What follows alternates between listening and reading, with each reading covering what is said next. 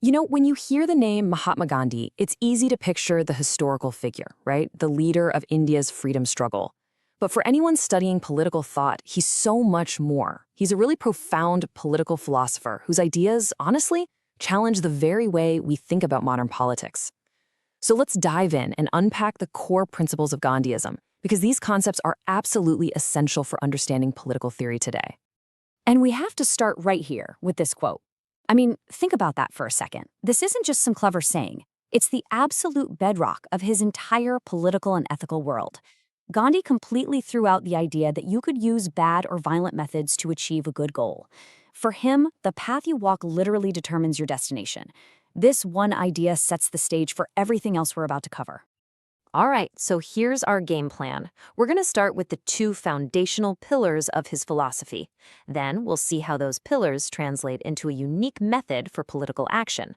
From there, we'll explore his vision for a perfect society, dig into his sharp critique of the modern world, and finally, wrap up by unpacking his revolutionary idea of what democracy really means.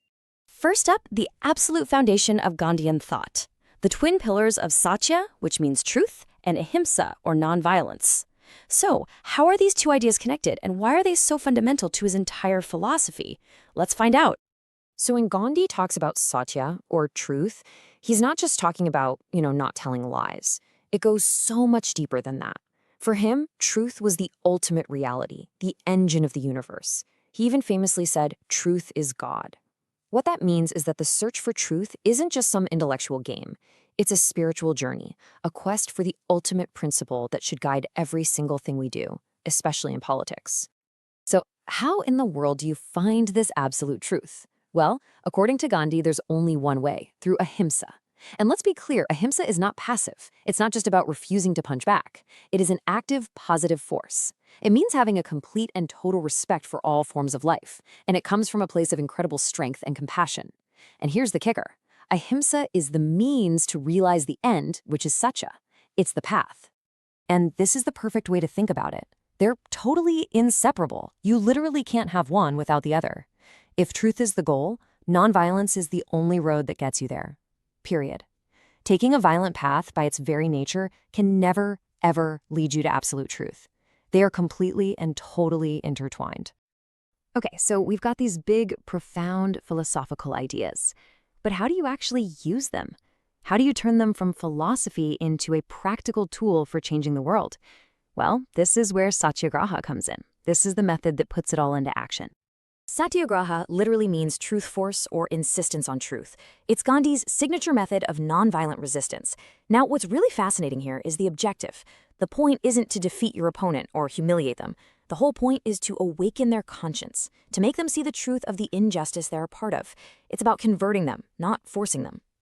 And it is so important to understand that satyagraha is not the same thing as passive resistance.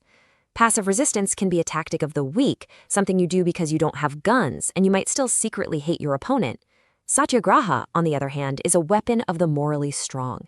It takes unbelievable courage, and it's founded on a genuine respect and maybe even a kind of love for the person you're opposing.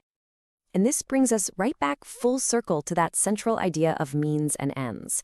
Satyagraha is the living, breathing example of Gandhi's philosophy. The method itself, ahimsa, nonviolent struggle, even willingly accepting suffering, that is the moral means. And that moral means is the only way you can ever achieve the moral end, establishing truth, or satya. The journey and the destination are basically the same thing. So we have the principles and we have the method, but what was the actual goal? What kind of society was Gandhi hoping to build with all these tools? His vision is called Sarvodaya, and it means the welfare of all. And this is a pretty radical idea. It's not about the greatest good for the greatest number. Nope. Sarvodaya is about the growth and well-being of every single person, especially the last and the least in society. It's all about the good of each individual, the dignity of all work, and living a simple life. So with this intense focus on individual morality, you might be wondering, what did he think about the state? Well, he was deeply, deeply skeptical. As this quote shows, he saw the state as a soulless machine, an organization that's built on force and violence.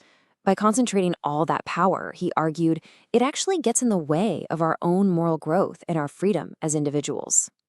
His ideal, which he called Ramraja, which means a kind of perfect, just kingdom, was basically a state of what you could call enlightened anarchy. Now, hold on, that doesn't mean chaos. It's a society made up of perfectly moral, self-governing individuals. Power would be spread out into self-sufficient village communities. The state, if it even existed, would do almost nothing. It would be a society ruled by our own ethics, not by police force. Of course, having such a radical vision meant Gandhi had to offer a pretty sharp critique of the world he lived in, both within Indian society itself and the Western civilization that was dominating it. Now, his views on caste are really complex, and they've faced a lot of criticism. It's really important to get the distinction he was making. He absolutely fought against the oppressive, rigid hierarchy of the modern caste system. He called untouchability a sin and worked his whole life to end it. At the same time, though, he held on to an older scriptural ideal of Varna, a system of 4 social orders based on what you do.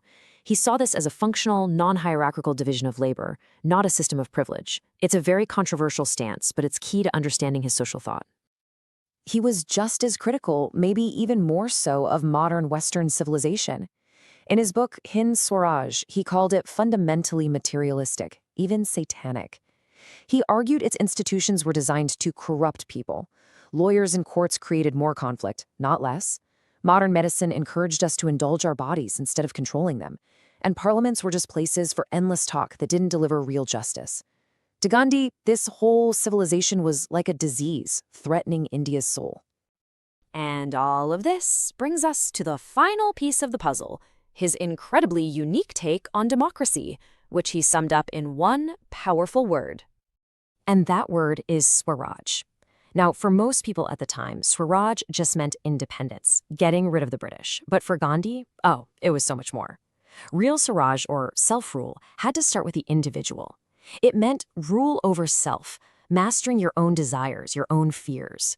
He believed that only when enough individuals achieved this inner freedom could a society achieve real political freedom, which would look like Gram Swaraj, a nation of self-governing villages. It's his ultimate answer to that soulless machine of the modern state. And so that's what we're left with. A powerful, really challenging vision. A politics based on spirituality, a method based on nonviolence, and a vision of a society where people rule themselves. The big question for us today remains, is this a practical blueprint we can actually work towards? Or is it a beautiful but maybe ultimately utopian dream? That's definitely something worth thinking about.